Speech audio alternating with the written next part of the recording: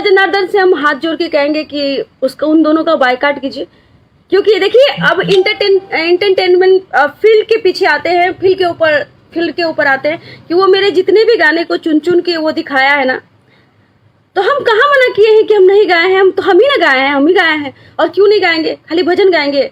और भजन तो तुम दिखाए भी नहीं हो, जो कि हम अच्छा गाना गाए और अभी मार्केट में एकदम चल रहा है। आप तो एकदम खाटी मगही बोलते हैं, आपकी आवाज़ बहुत मीठी और खूबसूरत है। Thank you Subodh Sharma ji, thank you so much.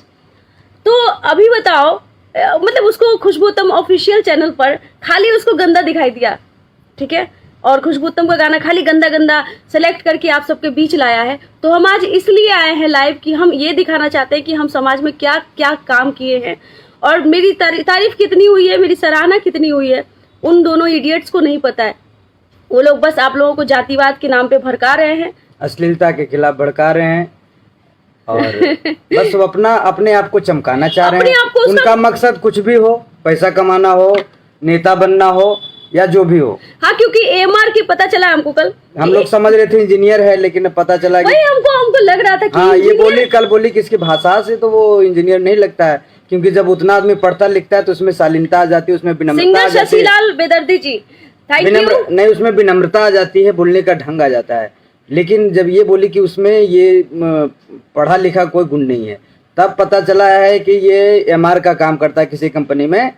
तो तब समझ में आया कि पढ़ा लिखा तो है नहीं ढंग से। अगर पढ़ता लिखता तो बड़े अच्छे जॉब पे जाता, कलेक्टर बनता, आईएएस बनता, आईपीएस बनता। झोला उठा के दुकाने जाता है, डॉक्टर के पास जाता है। तो डॉक्टर साहब से तो आप सीखिए, उनकी विनम्रता, उनका रहन सहन आप वहां से तो सीख लीजिए। आप वो रहन सहन का फायदा नहीं उठा रहे हैं। मतलब ये दोनों बोलता है कि सबसे ज्यादा तो ये बोलता है वो जो मोटका है, ठीक है ना, जो लड़की लेके भागा था। हाँ, इसकी सच्चाई बता रहे हैं आपको, हमारे जितने भी ऑडियंस है, माता बहनों का ये इज्जत बचाने के लिए चला है। माता बहनों, अभी प्लीज आप लोग कोई कॉल न करें। माता बहनों का ये इज्जत बचाने चला था।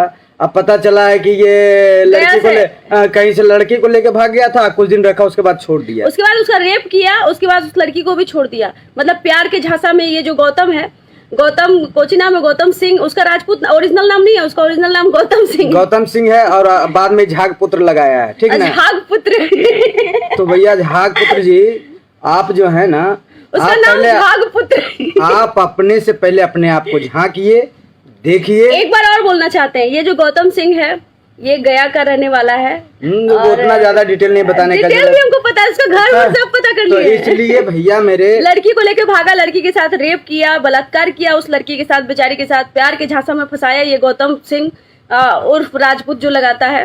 राजपूत नहीं बोलते हैं इसको, राजपूत तो है ही नहीं। राजपूत का मतलब होता है ना अपने राष्ट्र के, अपने धर्म का, अपने माँ बहनों के लिए अपना सर कटाने वाला को राजपूत कहा जाता है। तुम्हारे जैसे गाली देने वाले को राजपूत हम नहीं कह सकते हैं, ठीक है। तो झाग पुत्र है, आज से तुम अपना नाम चेंज कर ले, तो दूसरे का नाम चेंज करता है ना, तुम अपना नाम लिख गौतम सिंह झाग पुत्र, ठीक ना। ये झाग क्या होता है? झाग वो समझ जाएगा, तुम नहीं समझोगे। इसके लिए स्पेशल शब्द निकला है। हाँ, तो उस लड़की के साथ इसने उसको प्यार के झांसे में पड़ाया, मतलब लिया, उसको भगाया, उसका रेप किया। ये इसकी कांड बता रहे गौतम सिंह की, ठीक है। उसके बाद उस लड़की को छोड़ दिया। अब बताइए ये महिलाओं का कितना बड़ा सम्मान करता है, कितना समाज सुधारक है, कितना समाज के लिए सोचता है। 90 साल के पिताजी हैं बेचारे, अकेले रहते हैं गांव में, उनको छोड़ दिया। इसको गांव वाला तक नहीं पूछता है, इसको ये गौतम सिंह को गांव वाले तक नहीं पूछते हैं। पूरा डिटेल तुम्हारा खंगाल लिए बुआ। और ज्यादा तुम्हारे अंदर तक नहीं जाएंगे भाई, हाँ। तुम्हारे अंदर तक नहीं जाएंगे।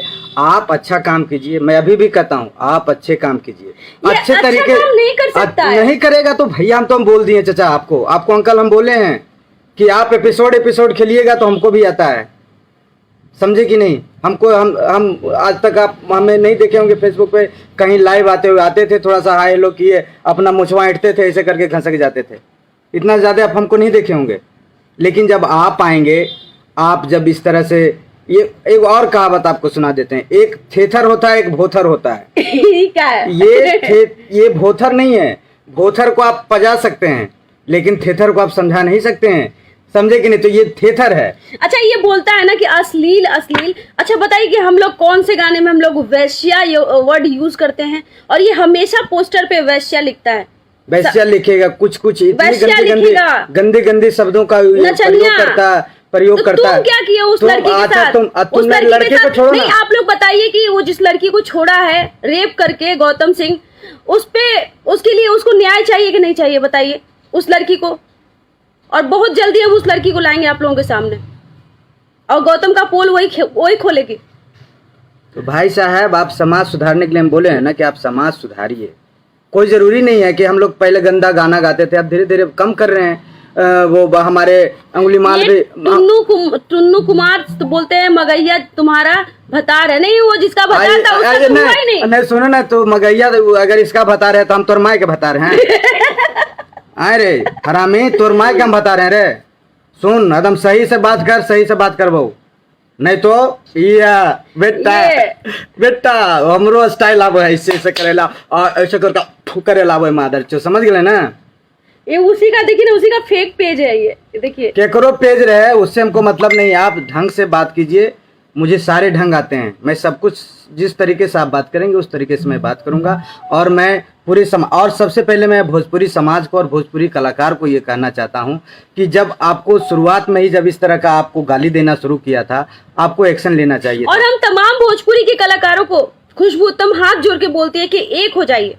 अरे आप आपस में हम लोग घर में भाई बहन से लड़ाई नहीं होती है। हम लोग लड़ते हैं थोड़ा बहुत, अरे काहे नहीं लड़ेंगे, नहीं लड़ते हैं, हम लोग एक मिनट, हम लोग हस्बैंड वाइफ हैं, दिन भर में एक ना एक बार जरूर हो जाता है नोक-झोंक। तो क्या हम एक दूसरे को छोड़ दें?